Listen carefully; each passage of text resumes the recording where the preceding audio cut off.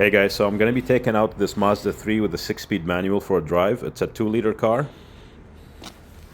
And I'm also going to explain to you why, if you want to have fun driving a manual, you don't really need to go for a sports car.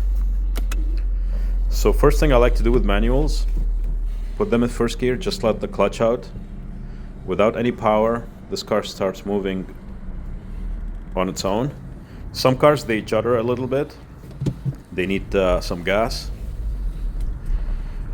But yeah, this car is pretty good. It's spacious. Mazdas have a really nice manual. The clutch and the shifters are light. The engine is still cold in this one right here, and I'm gonna hit some corners after it warms up. Mazdas are known for their driver's engagement. They're a bit more fun to drive than Honda or a Toyota, you know, an economy type of car, and they handle really well. Good steering wheel feedback. And over here I'm just gonna merge. This road is a bit busy today. The car's on winter tires, so it's a bit noisier, but it's okay. And we're just gonna accelerate here to 80 kilometers an hour. I think that's 50 miles an hour. So yeah, I mean, if you want to have a manual and it's your only car, I really wouldn't get something like a BRZ or something like a Mustang. First of all, you have the practicality of this car.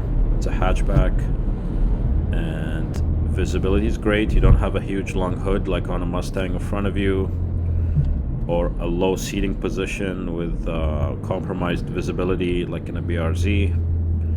And also what I noticed in the BRZ that I drove earlier, the transmission is not as smooth and slick as this car, even though this is not a you know, a sports car type. It's front wheel drive, but it's way easier to drive this in traffic than that black BRZ that I drove in my earlier video.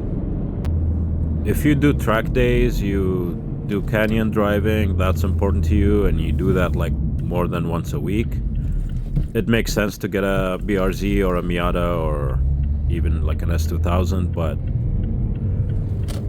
if you just want a regular car and just spice it up a little bit by choosing one with a manual, this is a really good choice. So we're at 60 kilometers an hour, maybe that's 40 something miles an hour. Put it in 6th gear, it's about 1100 RPM right now. And we're gonna come up to a turn here.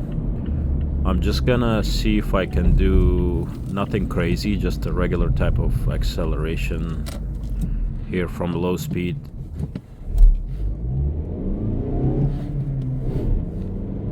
Just up to the speed limit, nothing crazy.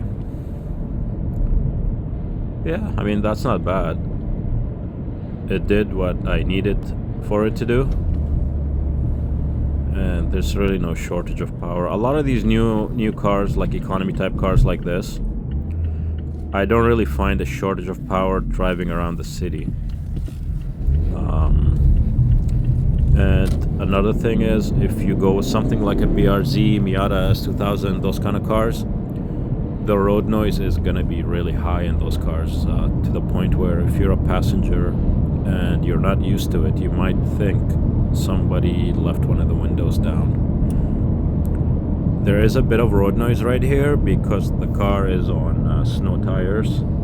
If you can only have one car and you want it to be an economy car, you want it to be practical, quiet, easy to maintain, you can get one in a manual, something like this.